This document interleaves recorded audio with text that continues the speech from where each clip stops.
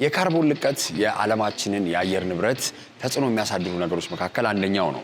በዚህም እንግዲህ ተነስቶ የተለያዩ የዓለም ሀገራት በመስማማት የካርቦን ልቀትን በተለያዩ መንገዶች ለሚቆጥሩና ወይንም ለሚቀንሱ ድርጅቶች የሆኑ ክሬዲቶችን ወይም ነጥቦችን በመስጠት እነዛ ደግሞ ነጥቦች ለሌላ ድርጅቶች የበለጠ የካርቦን ልቀት ላላቸው መሸጥ እንዲችሉ አስችለዋል። ይሄ ማለት እንግዲህ ካርቦን ትሬዲንግ እንለዋለን ሲምፕሊ ወይም የካርቦን ግብይት ማለት ነው። በዛሬው ሃሽታግ ሽቀላ እንግዲህ የምገኘው የኢትዮ ግሪን ሞቢሊቲ ዊክ የአዲስ አበባ ኮንቬንሽን ሴንተር ላይ እየተካሄደ ነው። እንግዲህ በእንደዚህ አይነት ሁነቶች ላይ እንግዲህ የተለያዩ ባለድርሻ አካላቶች መጥተው መንግስትም የግልም ዘርፉ ላይ አንድ ላይ ተቀምጠው እየተወያዩ የኢትዮጵያ የአየር ንብረት ላይ ያላት አስተዋጽኦ የበለጠ እንዲሆን እንደ ኮንሽስ የሆነ ግሪን ኢኮኖሚን ለማብዛት በተለያዩ አይነት የግሪን ሌጋሲን ማንሳት እንችላለን። አሁን ደግሞ እየመጡ ያሉ የነዳጅ መኪኖችን ሙሉ ለሙሉ ወደ ሀገር ውስጥ እንዳይገቡ የሚደረጉ የፖሊሲ ለውጦችን ጨምሮ የተለያዩ እንቅስቃሴዎች እየተደረጉ ነው። ዛሬ ዞር ዞር ብዬ እንግዲህ የኢትዮ ግሪን ሞቢሊቲ ዊክ ምን ይመስላል፣ ያሉትስ ኤግዚቢተሮች ምን አይነት መኪናዎችን ምን አይነት ጥቅሞችን ብቻ ሳይሆን እነዛን ዞር ዞር ብዬ ያለው አብራችሁን ቆዩ። የካርቦን ልቀት እንግዲህ የተለያዩ አይነት የምጣኔ ሀብት እድገትን ከሚያረጋግጡ መንገዶች መካከል ነው ቢባል ምን ያህል ታማኒነት አለው? እንዴት ነው ካርቦንንስ በምን መልኩ ነው መገበያየት የምንችለው? ካርቦን ሊያዝ ሊጨበጥ የሚችል አይነት ፕሮዳክት ወይ ምርት አይደለም። ስለዚህ እንዴት ነው ድርጅቶች ወይንም መንግስታት የካርቦን ልቀትን እንደ ግብይት ምርት ወይንም ኮሞዲቲ ሆነው ሊገበያዩ የሚችሉት? በዓለም አቀፍ ደረጃ እንግዲህ የተለያዩ ስምምነቶች ይደረጋሉ። የክላይሜት ቼንጅን ወይም የአየር ንብረት ለውጥን ለመቆጣጠርና ያለችውን ዓለማችንን እንግዲህ ፕሪዘርቭ አድርገን ወይም ጠብቀን ለማቆየት እነዚህ ስምምነቶች ላይ የሚደረጉ ድንጋጌዎች አሉ፣ የስምምነቶች ይኖራሉ። ከነዚህም መካከል እንግዲህ እያንዳንዱ ሀገር ያለው ማኒፋክቸሪንግ ወይንም የማምረት ዘርፍ የካርቦን ልቀቱን በተወሰነ መጠን እንዲቆጣጠር ወይም እንዲቀንስ ነው። እንግዲህ ኔት ዜሮ የሚባለው የተለያዩ አይነት የክላይሜት ጎሎች ተቀምጠው የተለያዩ ዓለም ሀገራት ወደዛ እየሰሩ ነው። ይህንንም እንግዲህ ለማበረታታት የመጣው አንድ እንዴት ነው መፍትሄ ሀሳብ ብንል የካርቦን ትሬዲንግ ወይም የካርቦን ግብይት ነው። ካርቦን ግብይት ምንድን ነው የሚለውን እስቲ እንደው በቀላሉ ለማስረዳት ልሞክር። አንድ ካርቦን ክሬዲትን ማለት ምንድን ነው እንግዲህ ወይም የሚገበያዩበት መጠን ምን ያህል ነው ብንል የአንድ ሜትሪክ ቶን CO2 ወይም ካርቦን ዳይኦክሳይድ ልቀትን ነው ማለት ነው። ይሄም ከተባለ በዚህ ስታንዳርድ የሆነ ወይንም የተመደበ የልኬት መጠን ከተቀመጠ በኋላ የተለያዩ መንግስታት እንግዲህ የሚሰጣቸው ካፕ ይባላል። ካፕ ማለት ጣሪያ ልንለው እንችላለን። አንድ ሀገር ውስጥ ያለውን መንግስት ሊሆን ይችላል። በተለያዩ ደግሞ ስምምነቶች መካከል ደግሞ የሚደረጉ ከዚህ በላይ የካርቦን ልቀት አይቻልም ወይም ይከለከላል የሚለውን ነገር ያስቀምጣል። ይሄ የመጀመሪያው ፓርት ነው። ከዛ በኋላ ደግሞ ሁለተኛውን ስንመለከት እንደው የተለያዩ አይነት ግብይቶች ከመፈጸሙ በኋላ ፐርሚቶች የምንላቸው ወይንም ፍቃዶች ይኖራሉ። እንደው ለማስረዳት እንዲቀለን አንድ ፋብሪካ ኤን በለው ወይም ሃን በለው ሌላኛውን ፋብሪካ ለም በለው መንግስት በሚያደርጋቸው የተለያዩ አይነት የአየር ንብረት ለውጥ መቆጣጠሪያ ዘዴዎች ላይ 10 የካርቦን ልቀት ነጥቦችን ለሁለቱም ድርጅቶች ይሰጣል በል። ሀ 7ቱን ይጠቀምና 3ቱ ይተርፈዋል። 10ሩን ግን ሁለተኛው ደግሞ የፋብሪካ ደግሞ 13 ይጠቀማል ማለት ነው።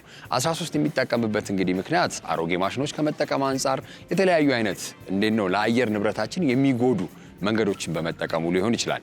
ያኛው ፋብሪካ ግን 7 ብቻ ተጠቅሞ 3 ክሬዲት ፖይንቶችን ወይም የ3 ክሬዲት ነጥቦችን ሴቭ አድርጓል ወይም አድኗል ማለት ነው። ስለዚህ ይሄ የመጀመሪያው ድርጅት ለዛኛው ድርጅት መሸጥ ይችላል ማለት ነው እነዚህ ነጥቦችን። ይሄ እንግዲህ አንዳንዴ በጣም በተለያዩ መንገዶች ክርክሮች ይነሳሉ። እንደው በየትኛውም መንገድ ተበከለ መበከሉ ካልቀረ እንዴት ነው እንደ ሪዋርድ የሚታየው ሊባል ይችላል። ሆኖም ግን ይሄ ነገር አንዳንዴ በጣም ካርቦን ልቀትን ከመግዛት አንጻር ወይንም እነዛን ነጥቦች ከመግዛት አንጻር ብዙ ወጪ ሲኖር ያው ገንዘብ ያለበት ነገር ስለሚያስጨንቀን ፈጠራ የተሞሉ አየር ንብረትን የሚከላከሉ ወይንም የሚጠብቁ አዳዲስ መንገዶች ሁለተኛው ፋብሪካ እንዲያመጣ ያስችላል ነው እንግዲህ አስተሳሰቡ።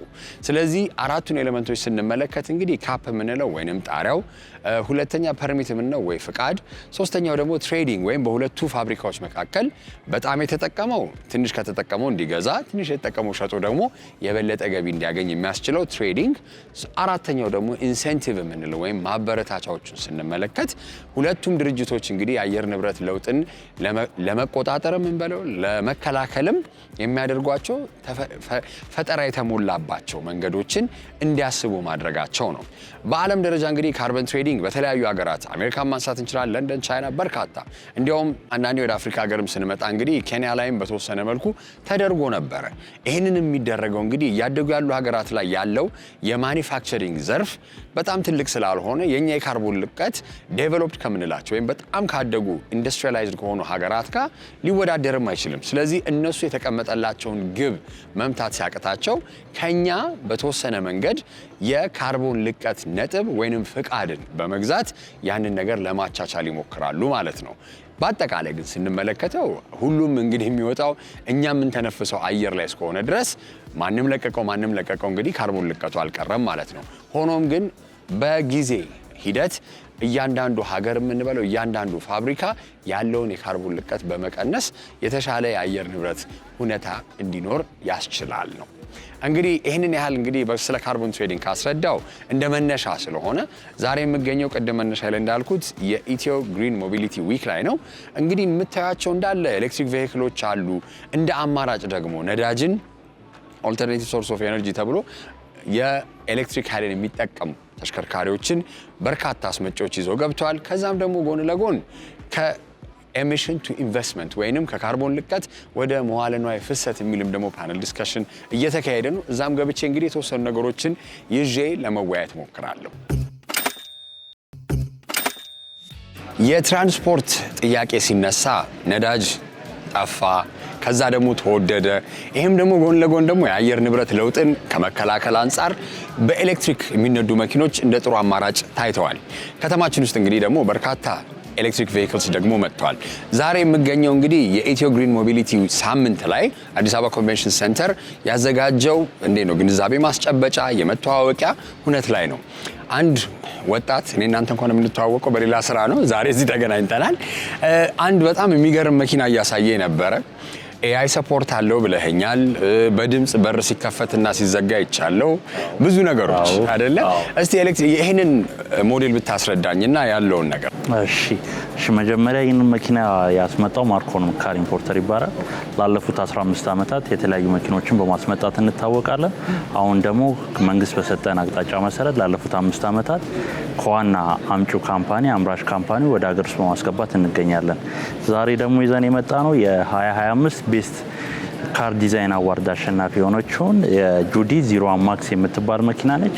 እቺን መኪና እንደምታያት እጅግ ቅንጡ ያማረች ዲዛይን ያላት፣ ሙሉም ጀርባዋን በተለያዩ ሴንሰሮች የተከበበች ሲሆን በተጨማሪም የጎን ርዝመቷ ወደ 4 ሜትር ከ80 ነው። ወደ ጎን ስፋቷ ደግሞ ሜትር ከ90 ነው። ቁመቱ በሜትር ከ60 የሆነች መኪና ናት። ከፊት ለፊቷ ራዳር ተገጥሞለታል። ቮይስ አሲስታንስ አለው። አሜዚንግ የሆነ የሳውንድ ሲስተም ተገጥሞለታል። 3 አይነት የሳውንድ ሲስተሞችን ተጠቅመዋል። ከሀፍ ወደዚህ ከገቢና ተጠቃሚውና የኋላው ተጠቃሚ ለብቻ ተደርጓል። እና ደግሞ በተጨማሪም እዚህ መኪና ላይ ስታሽከረክር ኤርፎን ማድረግ አይጠበቅብም። የኋላኛው ቦታ እንደ ሄድሴት ያገለግላል ማለት ነው። ኤርፎን በጣም የሚገርም ነው። ቴክኖሎጂ እንግዲህ ምን ያህል እያደገ እንደሆነ እያየን ነው። አንድ ቅድም ሲያስረዳኝ ከካሜራ ውጭ የገረመኝ አብዛኛውን ጊዜ እንግዲህ በኤሌክትሪክ የሚነዱ መኪኖች የሚሄዱበት የኪሎ ሜትር ርዝመት አንዳንድ ያጠራጥራል። በፉል ቻርጅ የሚባል አለ። የጠራልኝ ቁጥር ግን ለየት ያለ ስለሆነ እስቲ በአንድ ፉል ቻርጅ ስንት ይሄዳል? 720 ኪሎ ሜትር ያህል ይሄዳል። 720 ኪሎ ሜትር ይሄዳል።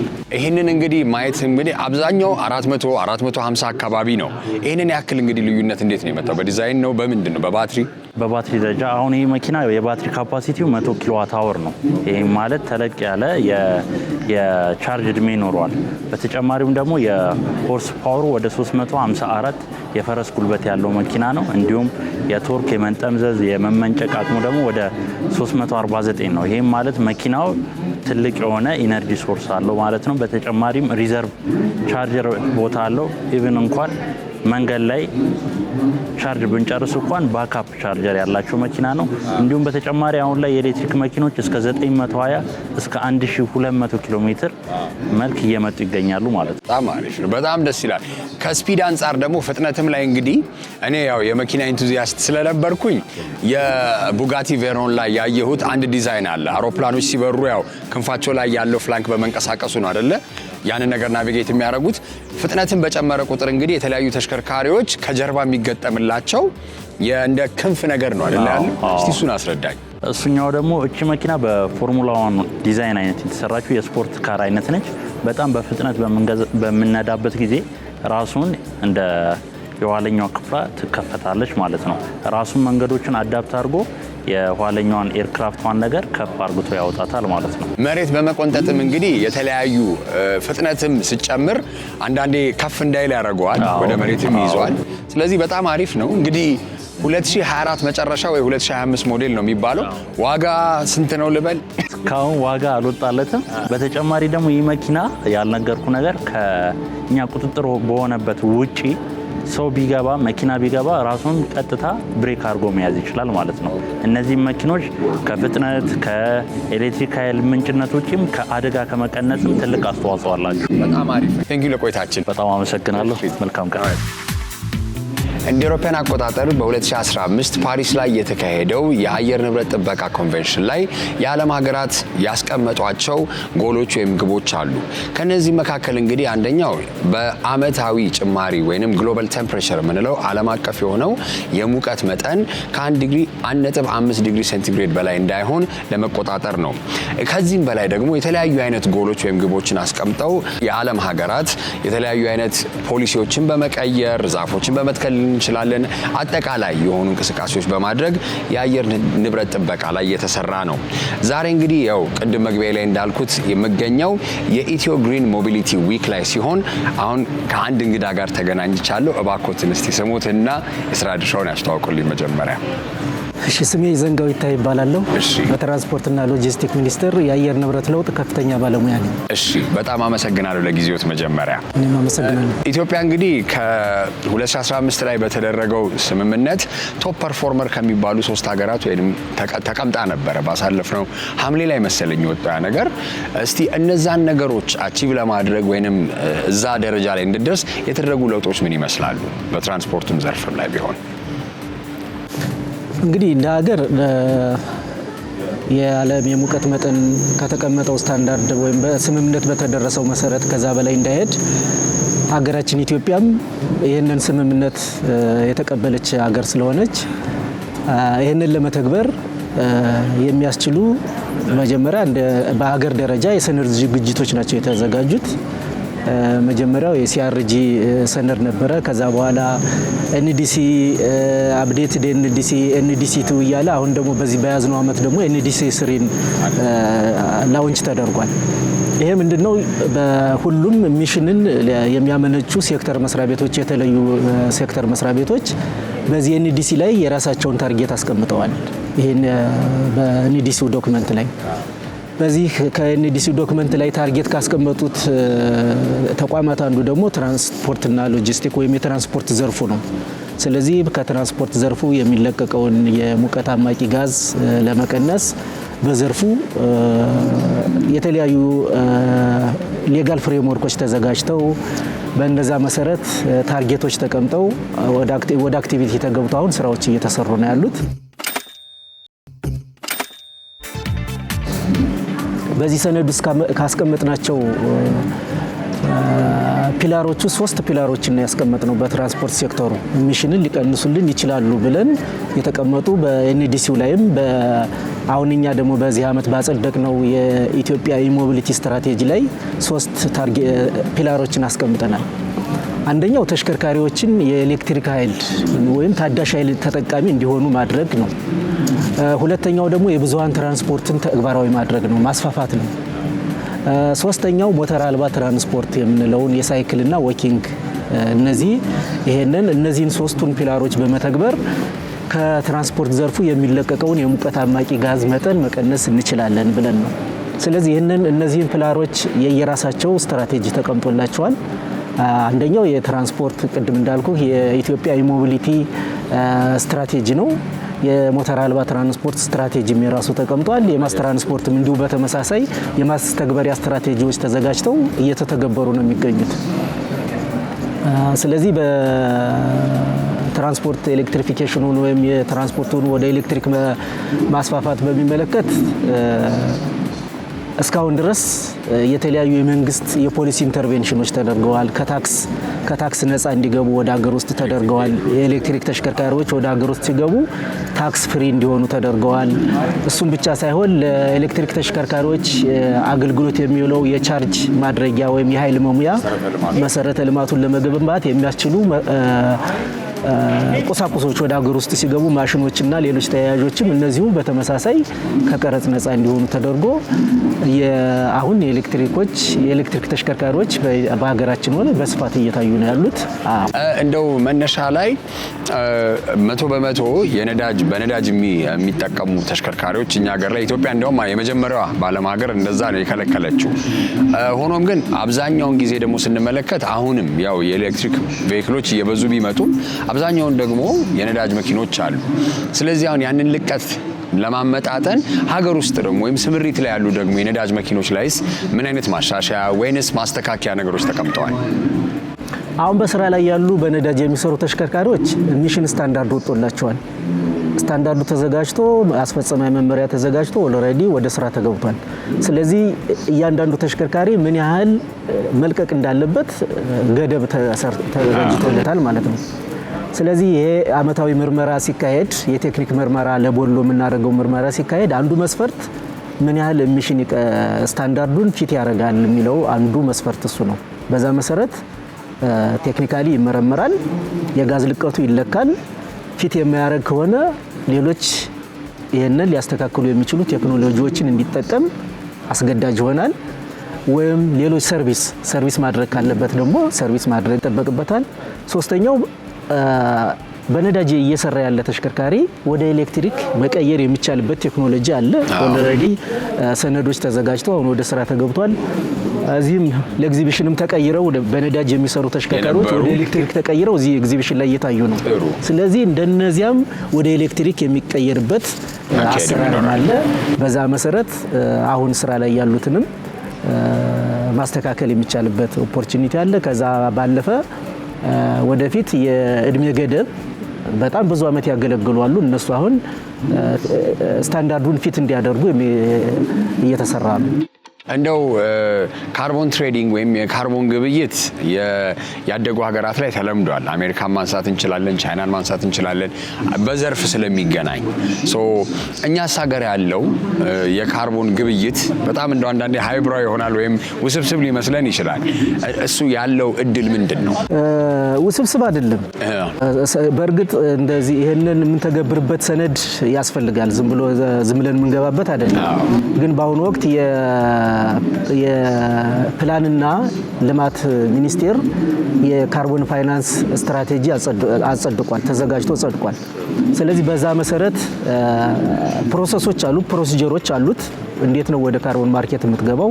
ምን ያህል ስትቀንስ ነው የምትገባው? መቼ ነው የሚለው የራሱ ፕሮሰስ አለው። ኦልሬዲ የትራንስፖርት ሴክተሩ በኤሌክትሪክ ተሽከርካሪዎች እየቀነስን ያለውን ኢሚሽን ወደ ካርቦን ትሬድ ለማስገባት ከአንድ የህንድ ኩባንያ ጋር የመግባቢያ ሰነድ ተፈራርመናል። በጣም ጥሩ። ጥናቶችን እየተሰሩ ነው። የዳታ ማሰባሰብ ስራዎች ይሰራሉ። ከዛ በኋላ የሚያስፈልጉን ዝግጅትና የሚያስፈልጉት የዶክመንቴሽን ስራዎች ከሰራን በኋላ ከዚህ በኤሌክትሪክ ተሽከርካሪ ምክንያት የቀነስነውን ኢሚሽን ወደ ፋይናንስ በመቀየር የምናገኘውን ፋይናንስ መልሰን እዚሁ ግሪን ትራንስፖርቱን የምናስፋፋበት የኃይል መሙያ ማዕከላት የሚገነቡበት እና ሌሎች ትራንስፖርቱን ግሪን ሊያደርጉ የሚችሉ ስራዎችን የምንሰራበት ነው የሚሆነው። በጣም አሪፍ። የመጨረሻ ጥያቄ ላድርግሎትና እስቲ ወደፊት እንደ ሮድ ማፕ የሚቀመጡ እቅዶች ይኖራሉ አይደለ? በትራንስፖርትና ሎጂስቲክስ የሚሆን በመንግስት ደረጃ የአሁን ግሪን ኢኮኖሚክ ሴክተርስ የሚባሉ ነገሮች አሉ። አሁን አረንጓዴ የሆኑ የምጣኔ ሀብት ዘርፎችን ለማበራከት የሚሰሩ ስራዎች አሉ። እስቲ እንደ ትራንስፖርት ሎጂስቲክስም እንደ አየር ንብረት ለውጥም ባለሙያ ባለድርሻ አካል እንደመሆኑ መጠን ምን አይነት እቅዶች አሉ በትልቅ ደረጃ? እኛ በትልቅ ደረጃ እንግዲህ የኢትዮ ሞቢሊቲ ኢሞቢሊቲ ስትራቴጂ በዛ ታርጌት ያደረግነው በ2030 500 ሺህ የኤሌክትሪክ ተሽከርካሪዎች ወደ ስራ ለማስገባት ነው ያቀድነው ታርጌት ያደረግነው። ከነዚህ ውስጥ ቅድም አንዱ ፒላር ነው ያልኩህ የማስ ትራንስፖርት ማስፋፋት ስለሆነ ከ500 ሺህ የኤሌክትሪክ ተሽከርካሪዎች ውስጥ ወደ 4850 አካባቢው የኤሌክትሪክ አውቶቡሶች ነው የሚሆኑት። ቢአርቲ ፕሮጀክት አዲስ አበባ ውስጥ ወደ ከ15 በላይ ኮሪደሮች ተለይተዋል። አንዳንዶቹ ወደ ስራ የገቡ አሉ፣ በጥናት ላይ ያሉ አሉ። ለነዚህ የቢአርቲ ኮሪደር የሚያስፈልጉ አውቶቡሶች ወደ 300 አውቶቡሶች የሚሆኑት የኤሌክትሪክ አውቶቡሶች ነው የሚሆኑ። ስለዚህ ትልቅ እቅድ ትልቅ ታርጌት ነው ያስቀመጥነው። የኃይል መሙያ ማዕከላትን በሚመለከት ከ2176 በላይ የቻርጂንግ ስቴሽን ማዕከላትን ለመገንባት በ2030 እቅድ አስቀምጠናል። በአጠቃላይ ይሄ ነው እንግዲህ መጨረሻ ብዬ ነበረ፣ ግን አዲስ አበባ ላይ ያለው ነገር ነው። ወደ ክልሎቻችንስ እንዴት ነው የሚደረገው? ያ ስትራቴጂ አሁን በፌዴራል ደረጃ ተቀርጾ የሚቀመጥ ቢሆንም ወደ ተለያዩ ክልሎችስ እንዴት ይወርዳል? አሁን ስትራቴጂው ወደ ክልል እየወረድን ያለ ነው። ስልጠናዎችን፣ የግንዛቤ መፍጠሪያ ስራዎችን እየሰራን ነው። አንዱ የግንዛቤ መፍጠሪያ ይሄ የኢሞቢሊቲ ዊክ ነው። እንደዚህ አይነቶች ፕሮግራሞች ወደ ክልል ይሄዳሉ። 1054 ጠቅላላ ከምንገነባቸው የኃይል መሙያ ማዕከላት ውስጥ ወደ 1054 የሚሆኑት በክልል የሚገነቡት እና በአጠቃላይ አዲስ አበባን ብቻ ማዕከል ያደረገ ሳይሆን ክልሎችን ጭምር ማዕከል ያደረገ ስራ ነው። በጣም አመሰግናለሁ ለቆይታችን። ቴንክ ዩ። When we're talking about electric vehicles, compact sedan, nowadays 4x4 vehicles are what comes to mind. But now I'm standing here with a representative from Shakman that are bringing, heavy-duty trucks that are electrically powered to Ethiopia. Yeah. So, first and foremost, how does, an electric vehicle get to a heavy-duty truck, and how can we power it just using electricity? I would say, firstly, it's an honor to be here. Thank you. And for our Shakman models, we use deep to the market for the diesel trucks and traditional fuels. Of course, for every single country, people do that. Even in China, for maybe a couple of years ago, we used to have that. But as the technology has changed, the carbon become a huge problem for everybody. That's why, since the policy has changed here, we are ready to push in the newest model to the market, which is the LNG, liquefied natural gas, and the EV trucks, which is purely electric.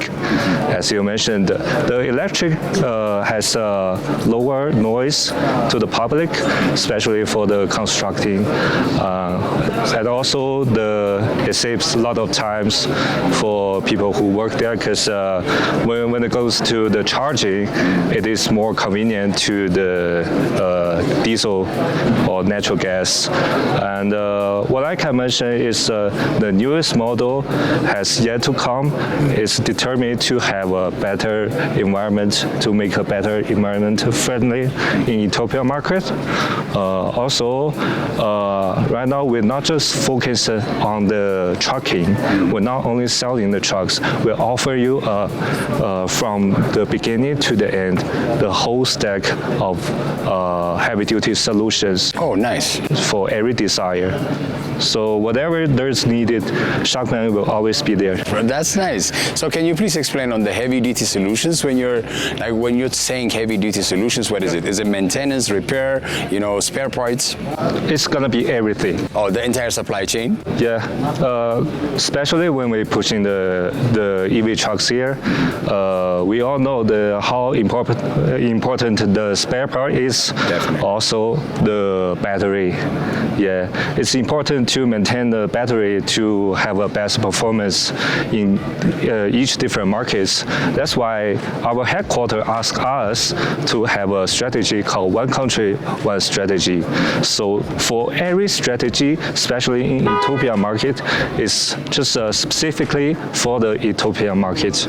That's nice.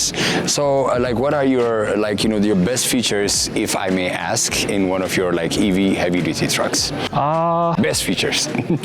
I'll say I can't disclose too much, but there's a one. There is one. So please tell me. So as the, for example, for the EV trucks, when they go into the downhills, we all share the same technology that when they go into the downhills, the braking system will automatically charge the battery. Oh, nice. Yeah, because of gravity. Because of the gravity. So it will automatically be charging the battery as in simultaneously. Magic. That was magic. It is very magic. Thank you so much for your time. Enjoy your stay here. እንግዲህ ኢትዮጵያ በፓሪስ ክላይሜት ሰሚት የተቀመጡላትን የአየር ንብረት ለውጥ ለመቀነስ ግቦች ምንላቸው ነጥቦች ለማስተካከል ወይም አቺቭ ለማድረግ በርካታ ፖሊሲ ለውጦችን የተለያዩ ስራዎች እየተሰሩ ነው። ዛሬም እንግዲህ መመልከት እንደቻልነው በተለያዩ አማራጮች ከትንሽ መኪና እስከ ትልቅ ጭነት መኪና ድረስ በኤሌክትሪክ ፓወር ብቻ የሚሰሩ እየገቡ ነው። ይሄም ጥሩ ጅማሬ የሚሆን ሲሆን እንግዲህ የተቀመጠንን ግብ ቀስ በቀስ የምንደርስበት ይሆናል ብለን እናምናለን። የዛሬው ሃሽታግ ሽቀላ ይህን ይመስል ነበረ። አስተያየትና መልከቶቻችሁን በተማልታስ ምትላኩልን። በሚቀጥለው ሳምንት እስከምንገናኝ መልካም ጊዜ